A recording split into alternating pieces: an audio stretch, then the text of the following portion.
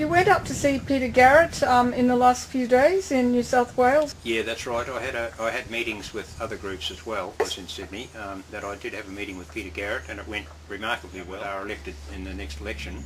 I just wanted him to know that we'll be knocking on his door fairly regularly to try and get some improvements for wildlife. We talked about several issues. One of the issues we spoke about was the amendments that have been made recently to the EPBC-Act, the Environment and Protection of Biodiversity Act. We're talking about the Commonwealth one? Yes. Recently the government have made a number of amendments to that Act to weaken the Act, and he did tell me that it was Labor Party policy to scrap those amendments that have been made and to strengthen the Act. Would you tell us about the amendments? Well, one of the amendments that they made was to prevent wildlife groups from challenging wildlife management plans in the Administrative Appeals Tribunal, which was a key process for us. It was the last process we had to question the management of wildlife for commercial use, and they'd taken that away from us, so it was pretty serious. There are Administrative Appeal Tribunal offices in Sydney, Melbourne, or all the capital cities. Yeah. Anybody can appeal any decision made by a federal minister or a federal bureaucrat, except kangaroo management plans.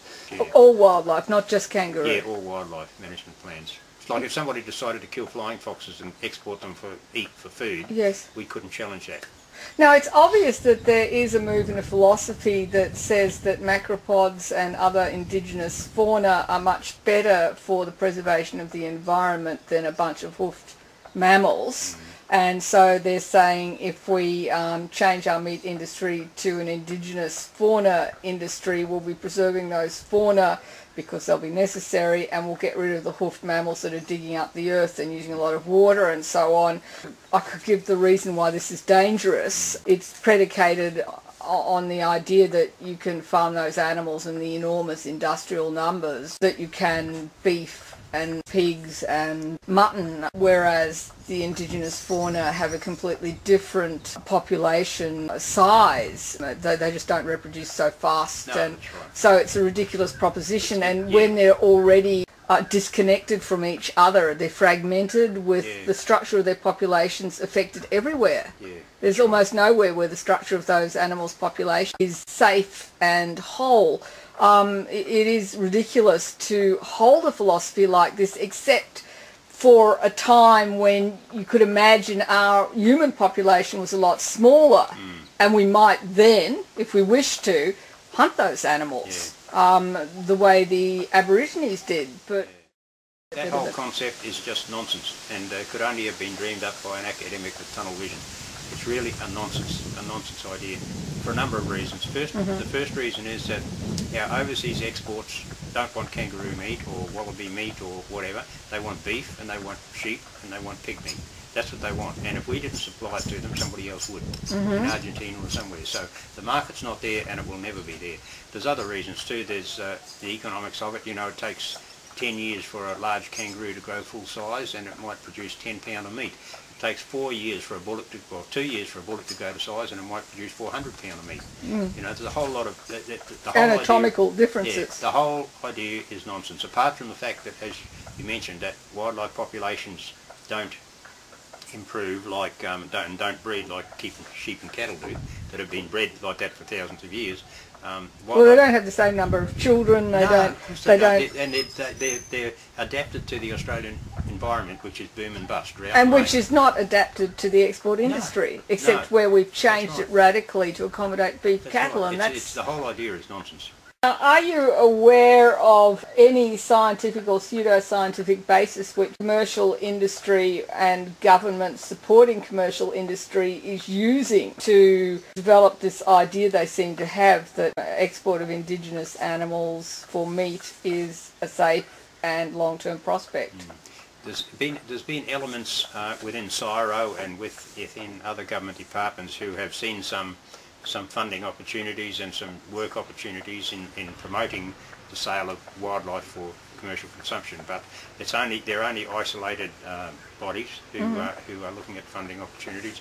The reality of it is that it's not going to happen. The markets aren't there. The community generally won't allow it. There's been proposals to farm dugong for meat. turtles for meat, koalas for meat, bandicoots for meat, and the whole thing's just nonsense. Well, they're already farming or capturing possums for meat and kangaroos for meat and crocodiles for meat. Okay, so they've got those past the barriers, haven't they? Yeah, well, there's the three. There's emus, kangaroos, and possums. They're the three, and crocodiles. Sorry, there's four. But they're constantly under criticism. The possum one is just a disgrace on its own right. You know, it just could only happen in Tasmania. No other state will allow it. But yeah, and kangaroos. Well, we're seeing the demise of the kangaroos now because of the industry, and the crocodile industry is hugely propped up by the taxpayer. It's not profitable. Although you can get $4,000 or $5,000 for a crocodile skin wallet, who's going to buy it? There are very limited markets around the world for, you know, multi-$1,000 objects, even shoes. You know, like Paris Hilton might have crocodile shoes, but not too many others have. So, you know, the reality of those industries is that they haven't been successful without massive government funding. So why do you think the government is funding them so much? Are they getting votes from the far north or something? Yeah, that's just votes. Another thing is that my understanding is that a lot of these industries, like the emu industry and the crocodile industry, were established by foreign companies. The emu industry in particular was established by French industries, and they've got emu farms in France. They take the eggs over there, and they've started emu farms in France and in the US and other areas. The whole idea was to suck people in and get them farming emus. And of course they all collapsed eventually, and now there's emus running around in Colorado, and cowboys go out at the weekend shooting emus for fun. You know, that's how successful these industries are. They're just a disaster, not just for the animals, but for the people who get talked into investing in it. All these industries have turned out to be lemons for the investors. And timber, you know, there's big tree plantations going on now using public funds and government funds and there's some real concerns about those tree plantations as well. All the animals that are killed when the land is cleared, and in central Queensland, one of these public plantation companies has brought up a huge wetland system up there, and they're planting trees right through the wetland system. They drained it. We've managed to get some of the drains filled in, but they just destroyed a whole wetland system that had endangered species in there. We tried to argue against it, but they got away with it. They're doing that for housing estates up around the Murray-Darling Basin. Peter Garratt and kangaroos. Okay, so we talked about the EPBC Act, and it is Labor Party policy to scrap those amendments and to strengthen the Act. But it also, not just does it apply to kangaroo management plans and so on, it also applies to protection of endangered species. They're putting a few species on the endangered species list, and they're trying to develop recovery plans for them, but the funding's not there to do that, so it's not happening.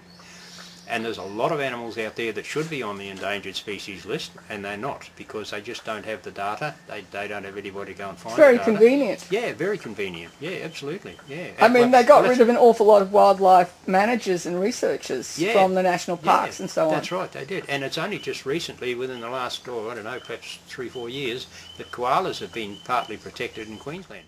Up till then, it was open slather on koalas, but now in the southeast corner, koalas are listed as protected, so there are some constraints on land clearing. Not many, but there are some. And we also talked about management of military areas in Australia. See, defence land was owned by the people of Australia, it's owned by the Commonwealth, which is very important because some of our military sites in Australia have very high conservation values, even though they're used by the military or parts of them. Defence is managing them without any input whatsoever into the community or into anybody. So I suggested that the federal government should have some input into their environmental management. So Peter said that was something he would look at to try and get conservation management plans on military areas sent to the Federal Environment Department to have a look at, and that way we could have some input into the process. We also talked about Shoalwater Bay, of course, and the big peace convergence up there. You know, some people were a bit disappointed that Peter went into the Labor Party, but I could see his reasons for doing so, and I think should they get elected, I think that it's going to mean a lot for wildlife. I think there'll be opportunities there for us to protect wildlife more effectively than what we can do under this government.